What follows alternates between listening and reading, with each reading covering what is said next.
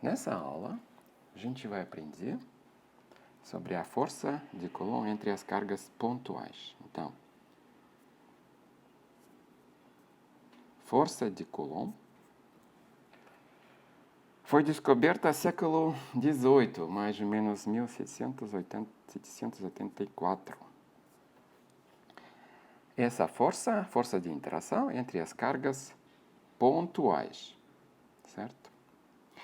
Então, a gente já sabe que existem dois tipos de carga na natureza: cargas positivas, cargas negativas. Então, partículas elementares, algumas são carregadas, têm carga, por exemplo, o próton tem carga positiva e o elétron tem carga negativa. Na época de Coulomb, século XVIII, a gente também sabia que tem dois tipos de carga, certo? Só que a gente não sabia que existem cargas elementares, cargas de partículas elementares, porque a gente não sabia sobre partículas elementares. Mas nós sabemos, então, partículas elementares têm carga elementar, carga mínima possível na natureza. Sistema de unidade SI, Sistema Internacional, desenvolvido após a Revolução Francesa, exatamente por tratar fenômenos eletromagnéticos, certo? E, inclusive eles. Carga de elétron, carga de próton, o módulo dessa carga tem mesmo valor, que é mais ou menos 1,6 10 na ordem 19 Coulomb. Então, essa letra C aqui é a unidade da carga no Sistema Internacional, certo? Essa é a carga mínima possível. Quer dizer, carga é quantizada na natureza.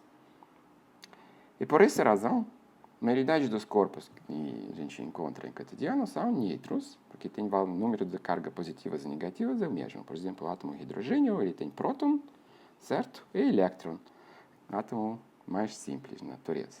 Então, eletricamente, neutro, certo? Tudo bem?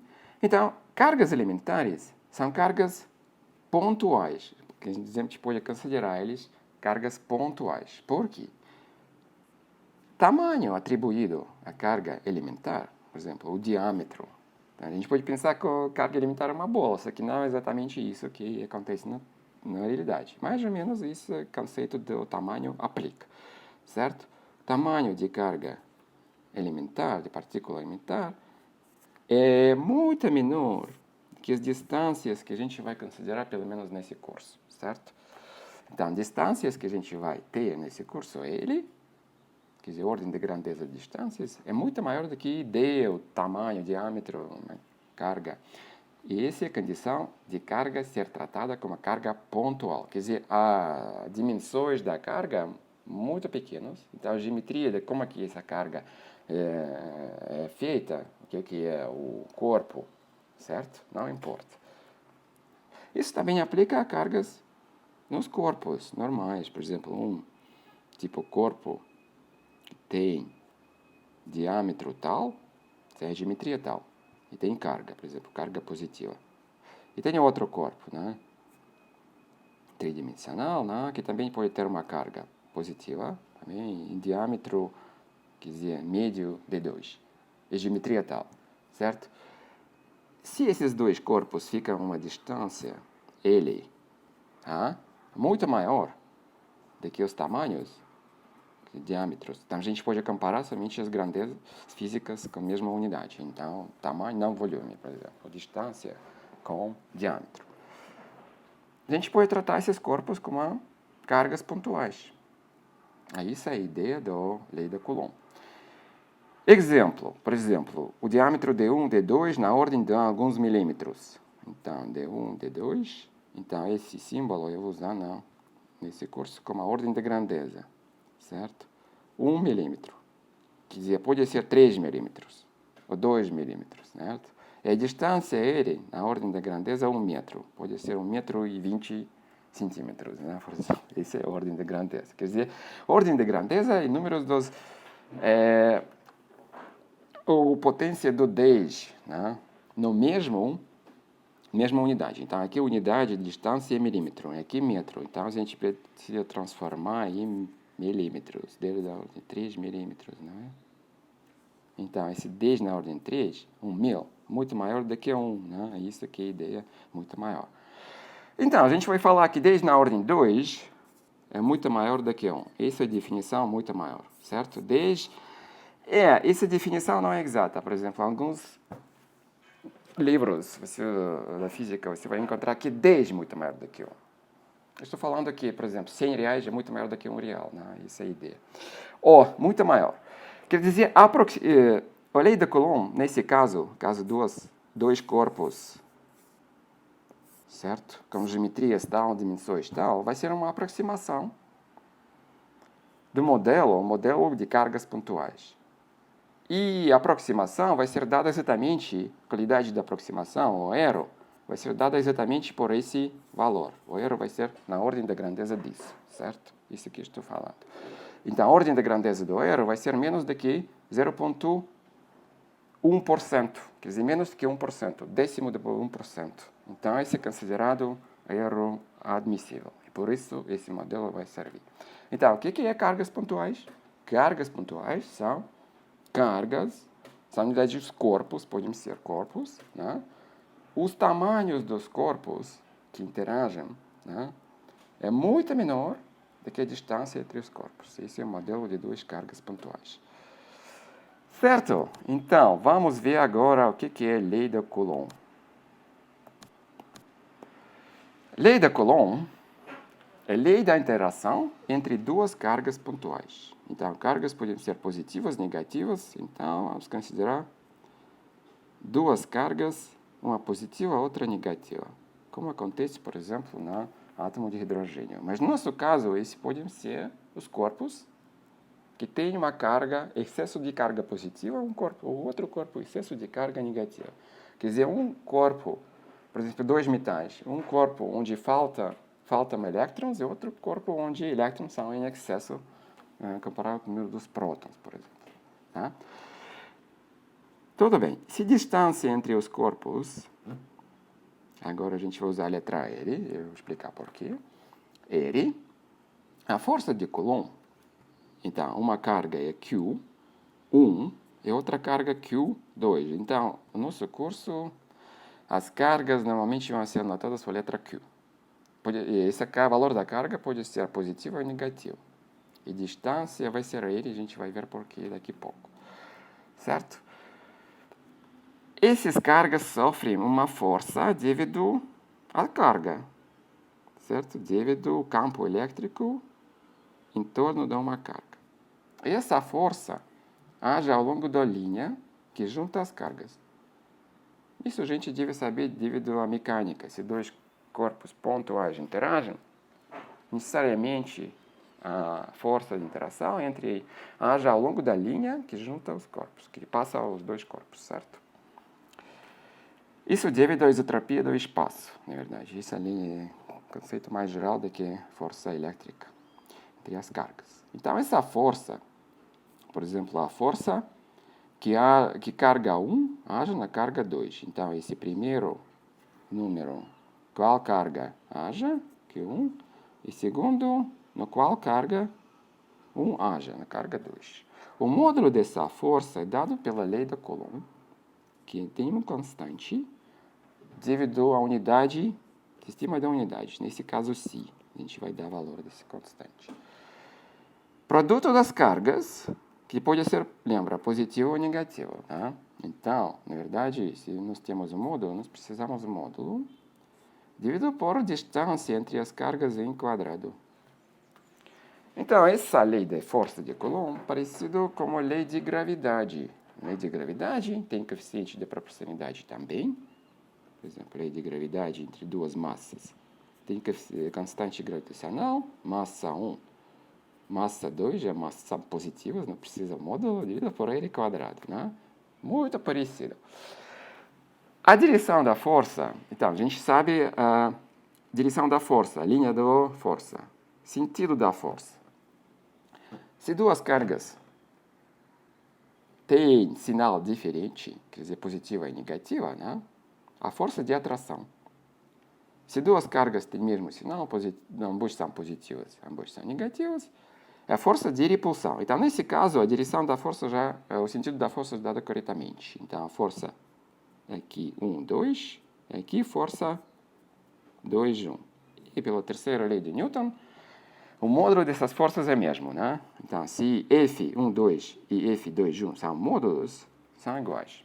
Módulos iguais. Claramente, o sentido é contrário, né? Então, para dar completamente o vetor da força, né, nós precisamos introduzir vetores. Então, flecha em cima da letra é vetor. Letra sem flecha, o módulo da vetor. Então, quando eu escrevi F1, 2, esse é o módulo da vetor F1, 2. Nós temos agora produto sem módulo. Nós dividimos por ele quadrado e precisamos dar sentido. Então, a gente vai usar o raios. E agora a gente vai mudar um pouquinho a nossa notação. R1, 2. E agora R1, 2 é um vetor que parte de carga 1 e termina em carga 2. Então, R1, 2 é um vetor esse aqui. Então, R1, 2, tá, eu posso colocar o que se chama vetor unitário. Ou definir esse vetor unitário como ração de vetor R1, 2 e o módulo dele. Então, como eu falei, a notação é a seguinte: quando nós temos letra sem flecha em cima dela, esse é o módulo do vetor. Também o módulo do vetor, a gente às vezes vai anotar assim, o módulo mesmo, certo? Que é o comprimento dele. E esse, nesse caso, é R1, 2, certo? Ó, tem várias notações para esse módulo. Então, essa é a força. Então, observa o seguinte, que se o produto das cargas é negativo, como no nosso caso, né, a força vai em sentido contrário desse vetor que acontece nesse desenho que nós temos, certo? Então, é corretamente. E F2, 1, claramente, o sentido contrário que F é 1, 2. O que vai mudar aqui? Vai mudar esse vetor, certo? Porque o módulo vai ser o mesmo, esse vai ser o mesmo, vai mudar esse. Então, F2, 1, nesse caso, vai ser a mesma forma. Então, a forma não vai mudar. E a gente pode trocar 1 e 2, mas não importa, porque o produto não vai mudar. Pode escrever 2, 1. Pode escrever 1, 2, né? 2, 1. Certo? Como se fosse módulo de vetor que parte da carga 2 termina na carga 1. R, 2, 1. Certo? Claramente, R, 2, 1 é simplesmente menos R, 1, 2. Certo? E nós temos força 2, 1. Sentido contrário de força 1, 2. Terceira lei de Newton. Então, essa é a lei de Coulomb. Lembra que cargas pontuais é aqueles que a gente definiu. A distância R1, 2 é muito maior do que diâmetros desses corpos, que tem carga Q1, Q2. Nesse caso, essa lei vai ser aproximada, né? E, como eu falei, qualidade da aproximação, o erro, é a ração dos tamanhos. Diâmetro dos corpos, médio, dividido por distância. Na ordem de grandeza, isso vai ser o erro de aproximação. Na física, nós temos leis que são aproximações quase sempre, certo? São as leis de conservação que são leis exatas. Não tem nenhuma aproximação na conservação da energia, mas tem aproximação na lei de Coulomb. Agora, nós definimos lei de Coulomb, certo?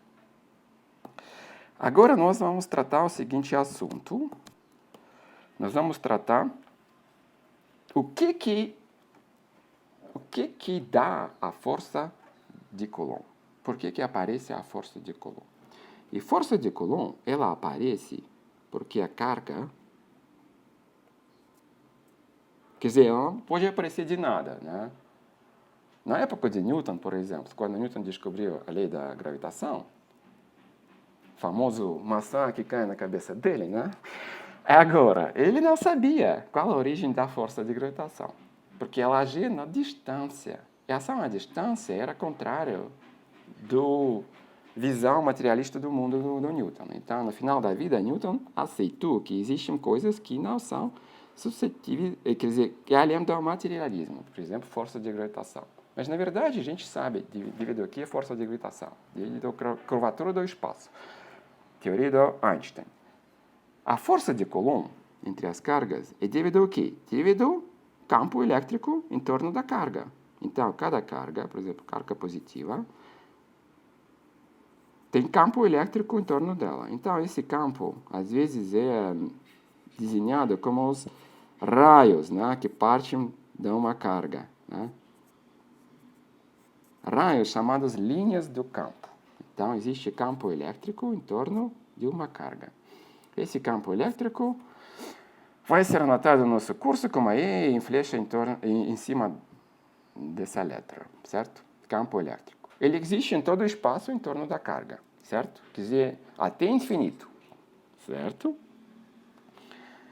Então, por que eu desenhei essas linhas? Por que essas linhas denotam campo elétrico? Vamos pensar numa carga positiva e outra carga positiva à distância dela, pontuais, né?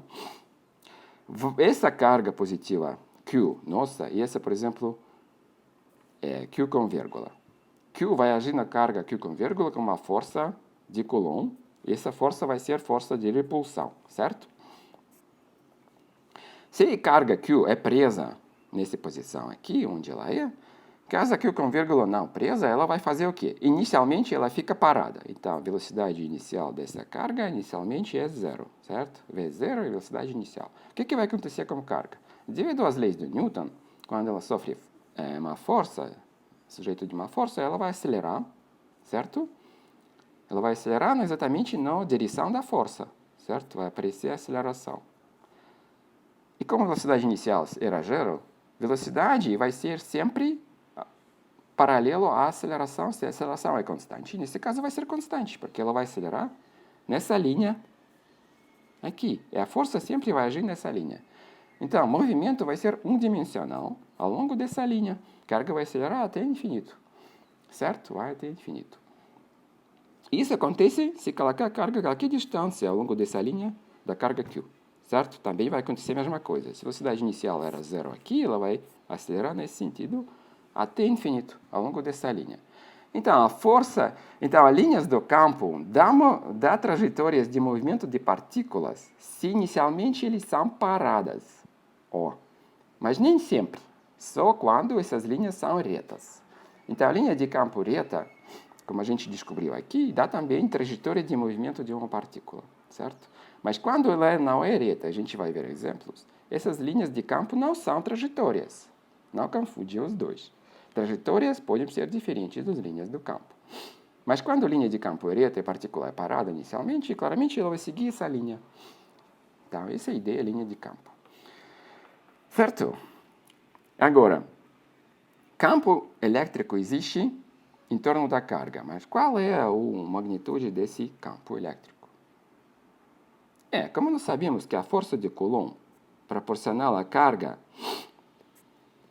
a qual ela age, nesse caso Q com vírgula, então, tem carga Q, essa carga Q é essa, ela tem campo elétrico em torno dela, e ela age com força de Coulomb, F, em qualquer carga Q com vírgula colocado em torno dela, certo? Essa força claramente proporcional a essa nova carga. Esse coeficiente da proporcionalidade, na verdade é vetor da proporcionalidade, se chama campo elétrico. Então, nós temos definição do campo elétrico de uma carga pontual, onde ele é vetor de carga até o ponto, nesse caso, por exemplo, carga Q com vírgula fica lá, e esse vetor que nós temos, certo? Claramente é vetor que aponta onde fica a outra carga, no qual esse campo vai agir. Então, essa é a definição do campo elétrico de carga pontual. Ele existe claramente em todo o espaço em torno de carga, diminuindo até infinito como 1 sobre r quadrado, então caindo muito rápido com distância, mas existe em todo o espaço. Tudo bem? Então, agora vamos tratar o seguinte assunto. Se nós temos mais do que uma carga, mais do que duas cargas, certo? Ou mais do que uma carga que cria campo elétrico. Como é que achar campo elétrico resultante? E para isso existe um princípio que na natureza não é violado, certo? O princípio da superposição do campo elétrico criado por várias cargas. Então, se I é número da carga, e EI é campo elétrico criado por essa carga, campo elétrico resultante é simplesmente soma de todos os campos elétricos. Certo? Então, vamos ver dois exemplos. E agora eu vou desenhar as linhas do campo de duas cargas. Certo? Então, nós vamos ter, primeiro, duas cargas, uma positiva, pontuais, sempre pontuais. E outra carga negativa. Certo? Agora, linhas do campo dessa carga aqui, se não fosse de outra carga, não existia outra carga em torno dela, né? Deveríamos sair dessa carga e ir para o infinito. Tá. Lembra o seguinte, agora, linhas do campo elétrico, na eletrostática, sempre iniciam e terminam nas cargas. Ó.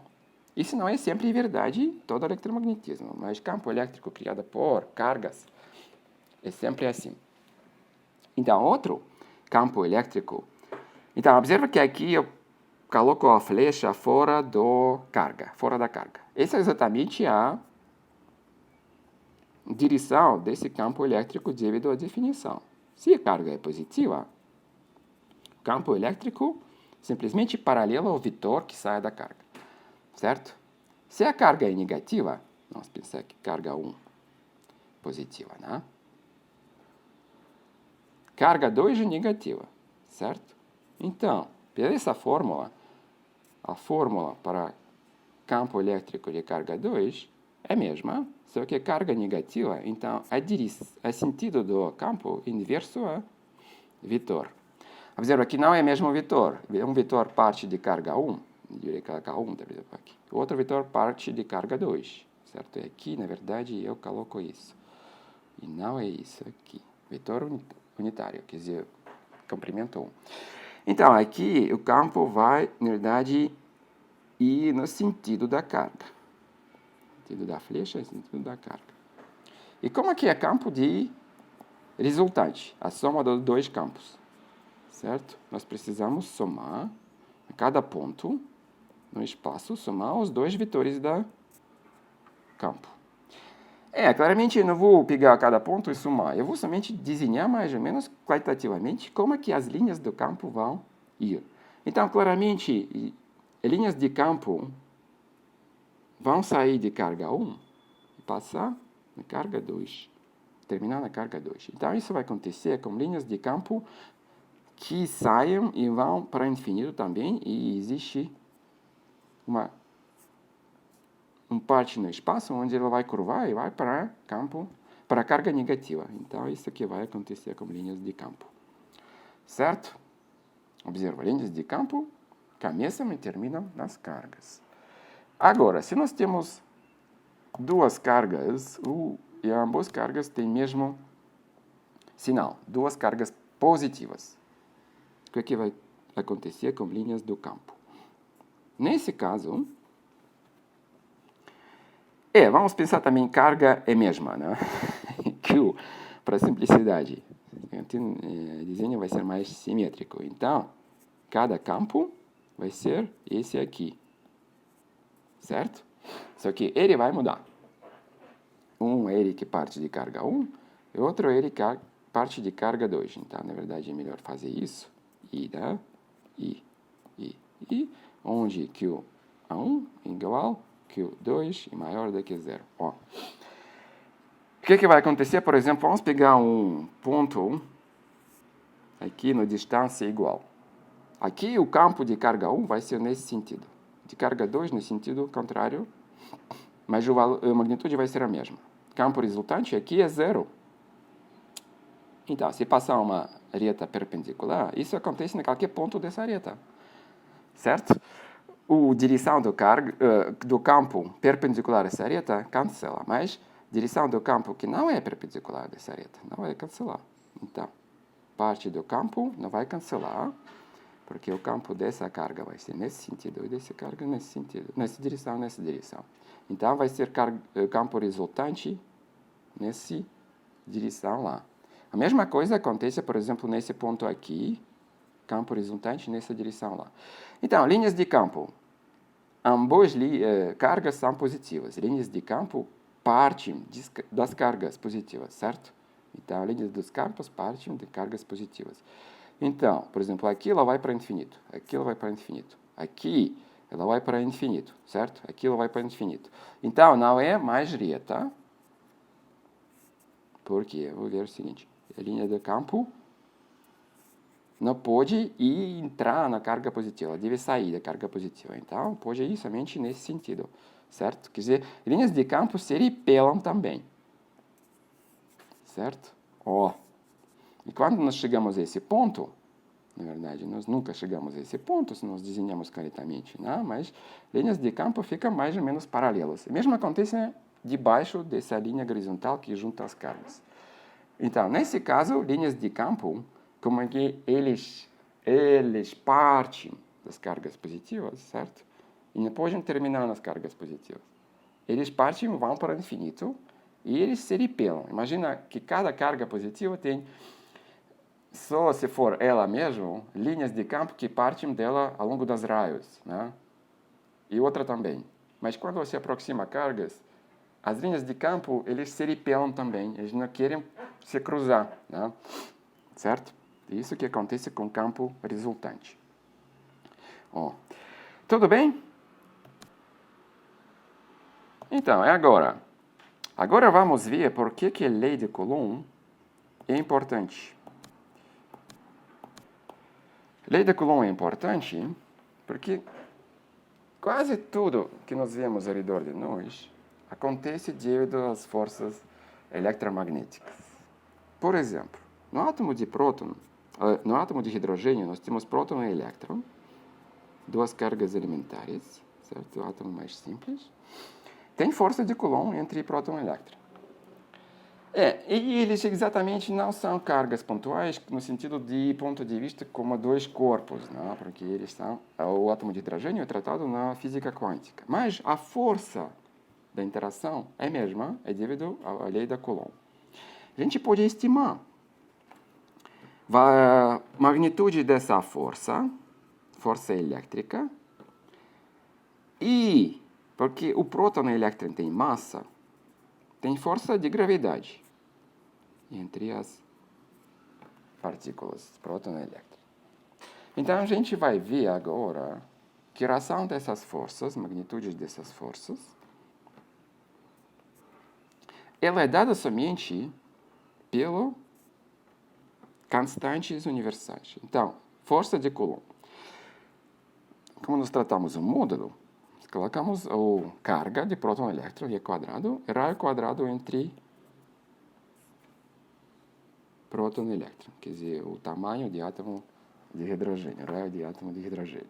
Força de gravidade, dada pela quase mesma lei, só que aqui tem massas, mesma forma, R quadrado, só que tem outra constante e massas. Então, a constante de Coulomb, que eu não falei ainda, no sistema de unidades internacional, ela é mais ou menos 9. Mais correto é mais com mais dígitos significativos é 8,99, 10 na ordem 9. Então, a força é em Newton. E nós temos carga em quadrado no numerador e distância em quadrado no denominador. Então, essa é a unidade desse constante de Coulomb no sistema do Si. A gente sempre trata do sistema do Si. Constante universal de gravidade, mais ou menos 6,7, 10 na ordem menos 19, também é Newton. Temos também metro quadrado, e no lugar de Coulomb, entra quilograma em quadrado. Okay? Devido às massas que acontece. Observa que R quadrado, mesmo que é mal definido para o átomo de hidrogênio, tratado com física quântica, mas ele é cancel. Ele cancela. A gente não precisa se preocupar sobre R quadrado. Então, a relação das forças força de Coulomb e força de gravidade depende somente dos constantes universais. Quer dizer, massas, cargas e constante de transformação. Sistema de Si. Então, se fazer esse cálculo, lembra que a massa do elétron é mais ou menos 9, né? 10 na ordem menos 31 quilos. Massa de próton, ela é 2.000 mais ou menos vezes de massa do elétron. Sabendo tudo isso, a gente pode calcular. E o resultado vai ser mais ou menos 10 na ordem 39. Observa que esse não tem unidade porque eles são de duas forças. Então, força de Coulomb no átomo de hidrogênio entre próton e elétron, entre núcleo e elétron em torno dele, 39 ordem de grandeza é maior do que a força de gravidade. Então, a gente pode desprezar a força de gravidade. A força de gravidade não faz nenhuma contribuição aos fenômenos ao redor de nós. Existência dos átomos, reações químicas, tudo isso são forças eletromagnéticas. Por isso, a força de Coulomb é muito importante desse ponto de vista. Tudo bem? Agora nós vamos tratar o seguinte assunto, que eu esqueci de dizer para vocês, que tudo que nós falamos até agora é feito num referencial inercial. Lembra que nós usamos forças. Nós não partimos da mecânica clássica, quer dizer, newtoniana. Certo? Se nós precisamos tratar de movimento das cargas, nós precisamos um referencial inercial. Então, tudo isso é referencial inercial. No referencial inercial, a gente vai usar posição no ponto no espaço tal, vetor R, que na verdade pode ser, por exemplo, aqui vetor unitário é J. Às vezes eu vou escrever J acima, às vezes eu vou escrever I e K com flecha. Né? Tem vetores unitários ao longo dos eixos X, Y e Z, são eixos ortogonais. Né? Esse é o nosso referencial de cartesiano. E vetor da posição do ponto P nesse referencial vai ser dado suas coordenadas x, y e z, certo? Isso nós vamos usar essas notações. O mesmo nos fenômenos mecânicos. Então, por exemplo, se a nossa carga Q fica no centro da referencial, mas nem sempre fica no centro, mas no centro, o campo elétrico dessa carga vai ser K, né, Q, x quadrado mais y quadrado mais z quadrado, esse é R quadrado. Não R, certo? Vetor unitário ao longo desse vetor da posição do ponto P referente à carga. Se a carga não fica no centro da referencial, tem suas coordenadas x, q, y, q, z, q, certo? Nós temos vetor da posição do ponto P e vetor da posição da carga. Então, nós precisamos vetor R partindo da carga, por exemplo, nossa carga fica aqui. Vetor R, esse é do P. Agora, esse vai ser R da carga, Q. Certo? Quer dizer, no denominador, nesse caso, vai ser a diferença das coordenadas. X do P menos X da carga. Y do P menos Y da carga, certo? Eu escrevi assim, delta X na I, delta Y na J, delta Z na K. Então, vai ser a diferença das coordenadas. Certo? Então, definindo o referencial de cartesiano, a gente tem todos os pontos dados com o vetor da posição e todas as cargas têm sua posição, tem campos elétricos devido às cargas, a gente pode tratar todas as interações entre as cargas nesse referencial inercial. Nesse referencial inercial, nós vamos ter a força de Coulomb, a gente despreza a gravidade, por razão que a gente viu, né? Que a força de gravidade é muito menor do que a força de Coulomb, pelo menos entre as cargas elementares, certo? Isso claramente depende da massa. Então, nossas cargas elementares interagem com a força de Coulomb. Tá? Essa força dada devido ao campo elétrico em torno da carga. Tudo bem? Então é isso para essa aula.